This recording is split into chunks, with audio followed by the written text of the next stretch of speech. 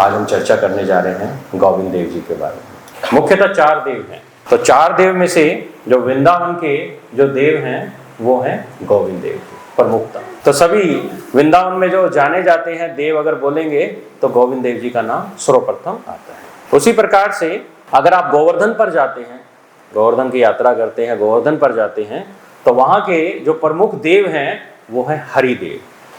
ठीक है, 4 देव हैं मुख्यतः ब्रज में। ठीक है, तो वृंदावन में गोविंद देव, गोवर्धन में हरिदेव, और अगर आप मथुरा जाते हैं, भगवान की जन्म स्थली है, वहां पर जाते हैं तो वहां पर है केशव देव। तो सबसे पहले जब भगवान प्रकट हुए मथुरा में, तो मथुरा में वहां पर जो आराधना की जाती थी वो किसकी की जाती थी? केशव देव जी की। तो केशव देव जी का बहुत ही सुंदर मंदिर था वहां पर। तो फिर जब मुगल काल आया तो मुगल काल में जब औरंगजेब आए तो उन्होंने क्या किया, सबसे पहले ये जो, क्योंकि वो आगरा में रहता था, मथुरा नजदीक पड़ता था, तो उसने सबसे पहले क्या किया, जब मथुरा में आया उसकी नजर, बुरी नजर पड़ी केशव देव जी के मंदिर पर, तो सबसे पहले उसने उस मंदिर को हटा के वहां पे एक मस्जिद बना दी और वहीं पर ही वो क्या है, अपनी जो भी मस्जिद का कार्य है वो करता था। और उसके बाद जो चौथे देव हैं वो महावन। ये जो वृंदावन है इसमें हम जहाँ पर भी जितने भी क्षेत्र में जाते हैं तो वो सभी को ना वो महावन बोलते हैं। अलग अलग वन है तो उनको सबको महावन बोलते हैं। उसके पार्ट है वो जितने भी हैं, काम्य वन और ये दूसरे, तो वो सबके उनके पार्ट है। एक्चुअली में वो पूरा का पूरा जो वन था उसको महावन बोला जाता था। तो उसके जो अधिष्ठा देव हैं वो है बलदेव, बलदेव। ठीक है, बलराम जी, बलदेव। ठीक है, तो बलदेव जो है उनकी कृपा से ही क्या है, आप वृंदावन में प्रवेश कर पाते हैं।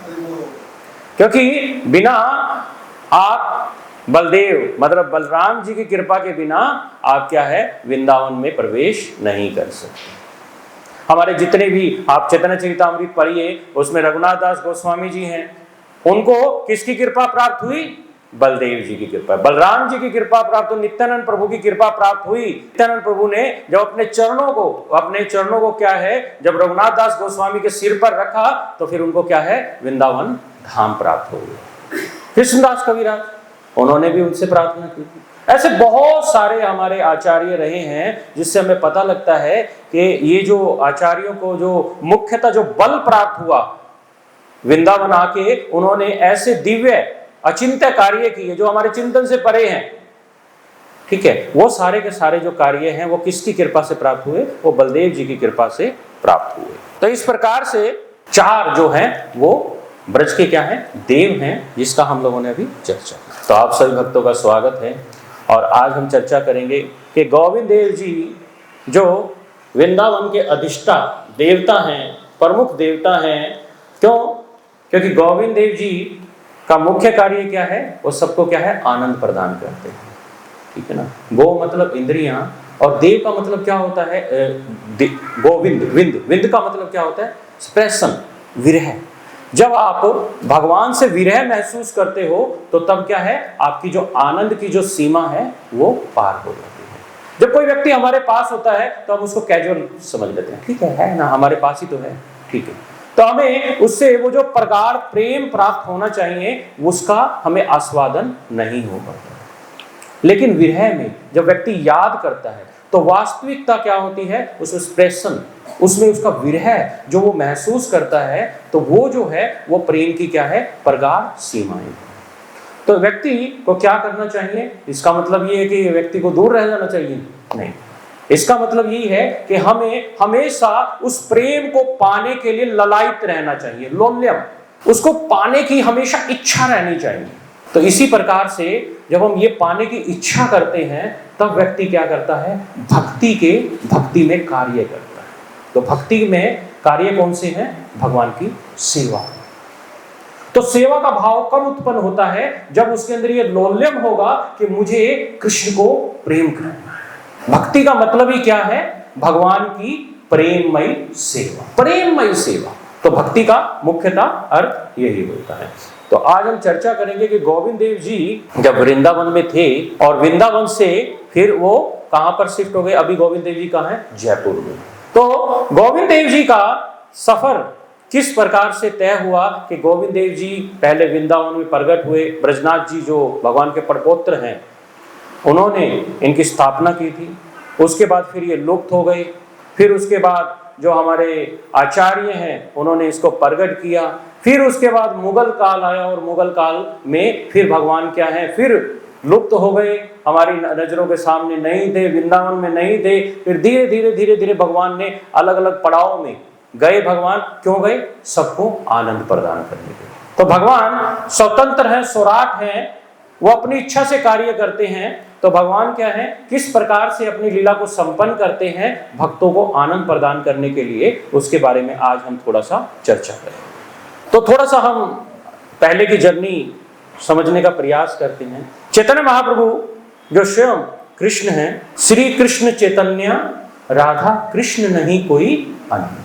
तो चैतन्य महाप्रभु जो है वो स्वयं कृष्ण है और वो राधा रानी का क्या है, भाव चुराकर, ठीक है, वो इस संसार में कृष्ण प्रेम बांटने के लिए क्या है अवतरित होते हैं और सभी को लाभान्वित करते हैं कि किस प्रकार से आप कृष्ण के साथ प्रेम कर सकते हैं। चैतन्य महाप्रभु का मुख्य उद्देश्य क्या था?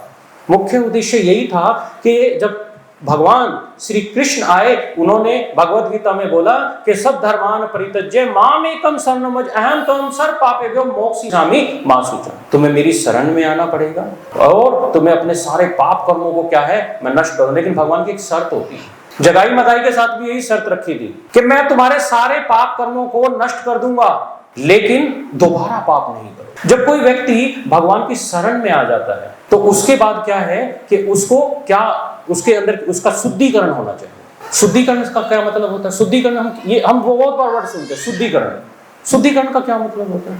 शुद्धिकरण का मतलब होता है संस्कार। संस्कार की अगर आप डेफिनेशन दोगे तो उसका मतलब क्या है कि ऑब्जेक्ट का शुद्धिकरण करना।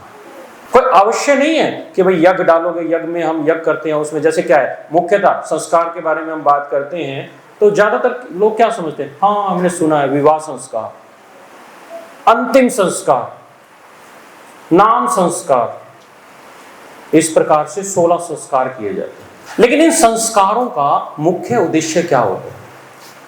मुख्य उद्देश्य एक ही होता है, ऑब्जेक्ट जो भी है, जो ऑब्जेक्ट पे आप काम कर रहे हो, जो वस्तु है उस वस्तु का शुद्धिकरण करना, ये संस्कार की परिभाषा होती है। जैसे कोई व्यक्ति है, कोई बच्चा है, आप कहते हैं कि इस बच्चे को ना अच्छे संस्कार देने चाहिए। अच्छे संस्कार का मतलब क्या है कि उसका शुद्धिकरण करना चाहिए। शुद्धिकरण का मतलब क्या, वो कंटेमिनेटेड है? यस। उसको किस चीज के बारे में हमें नॉलेज देना है?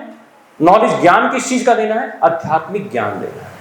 उस आध्यात्मिक ज्ञान से उसका क्या है शुद्धिकरण हो जाता है और उसके अंदर डिसीजन मेकिंग हो जाती है कि क्या सही है क्या गलत है। हर व्यक्ति किस चीज के लिए चाहता है? अपने स्वार्थ के लिए चाहता है कि मेरे लिए क्या सही है क्या गलत है, ताकि मैं एक उचित डिसीजन ले पाऊं और उसका जो रिजल्ट है मुझे पॉजिटिव रिएक्शन हो, नेगेटिव ना हो। नेगेटिव कब होता है? कुछ कहते हैं ना बड़े अच्छे संस्कार नहीं होंगे तभी तो ये बच्चा ऐसा निकल गया। तो संस्कार जो है उसका मुख्य कारण क्या है? वो यही होता है। तो उसके बाद जो चैतन्य महाप्रभु हैं, चैतन्य महाप्रभु के मुख्यतः 2 जो हैं वो शिष्य थे चैतन्य महाप्रभु के। वैसे तो षट गोस्वामी को चैतन्य महाप्रभु ने भेजा, लेकिन चैतन्य महाप्रभु ने के जो 2 मुख्य जो शिष्य चैतन्य महाप्रभु ने शिक्षाएं प्रदान की, उनको निर्देश दिया, तो उनका मुख्य जो नाम था वो था रूप गोस्वामी और सनातन गोस्वामी। तो रूप गोस्वामी और सनातन गोस्वामी को सबसे पहले ये जो वृंदावन आप देख रहे हैं, अभी वृंदावन में यहाँ पर ये वन है, यहाँ पर ये सारी चीजें हैं, यहाँ पर राधा कुंड है, यहाँ पर श्याम कुंड है, ललिता कुंड है, यहाँ पर भगवान ने ये लीला की, ये सारी लीलाएं की, ये सारी की सारी जितनी भी लीला स्थली हैं ये हमें कहाँ से पता लगी? ये सारी की सारी जो लीला स्थली हैं, जो हमारे ये जो आचार्य हैं रूप गोस्वामी और सनातन गोस्वामी, इनको चैतन्य महाप्रभु से शक्ति प्राप्त करके और उन्होंने क्या किया, इन सारी लुप्त लीला स्थली को प्रकट किया, पुनः स्थापित किया। तो चैतन्य महाप्रभु के ये 2 मुख्य जो शिष्य थे, इन्होंने चैतन्य महाप्रभु की आज्ञा से इन सारी लुप्त स्थलियों को क्या है पुनः स्थापित किया। तो सबसे पहले रूप गोस्वामी और सनातन गोस्वामी हैं, ये सबसे पहले राम के लिए, बंगाल में एक स्थान है राम के लिए, वहां पर सबसे पहले भगवान चैतन्य महाप्रभु से उनकी मुलाकात हुई। तो चैतन्य महाप्रभु से जब मुलाकात हुई तो चैतन्य महाप्रभु ने उनको वहीं पर ही अपना संदेश प्रदान कर दिया था। लेकिन उस समय क्या है कि जब मुगल काल चल रहा था तो वो मुगल के यहाँ पर क्या है सेवा में रत थे, तो वैसे ब्राह्मण परिवार से थे, लेकिन वो जब मुगलों की सेवा करते थे तो क्या है कि उनको सब लोग क्या सोचते थे कि ये मुगल ही बन गए, मतलब मुसलमान बन गए, ठीक है। तो रामकेली में पहली उनकी मुलाकात हुई। उसके बाद जब ये अपना वो सारे कामों से निवृत्ति ले ली उन्होंने, जब ये फाइनल डिसीजन ले लिया कि हमें क्या है चैतन्य महाप्रभु का संग करना है, कृष्ण का संग करना है, हमें इस भौतिक जो भाव सागर है उसमें नहीं फंसना है, हमें चैतन्य महाप्रभु की आज्ञा का पालन करना है। जिस तरह से प्रभुपाद जी ने क्या किया, अपने गुरु की आज्ञा, जब गुरु से फर्स्ट टाइम मिले जो हमारे भक्ति सिद्धांत सरस्वती ठाकुर जी हैं, उन्होंने क्या आदेश दिया कि तुम पढ़े लिखे नौजवान युवक हो और तुम क्या है अंग्रेजी भाषा में भी तुम्हें ज्ञान है, तुम पाश्चात्य देश में जाइए और इन ग्रंथों का वितरण कीजिए। अगर तुम्हारे पास भगवान कुछ पैसे दे देते हैं तो तुम पुस्तकें छापना और उसका वितरण करना।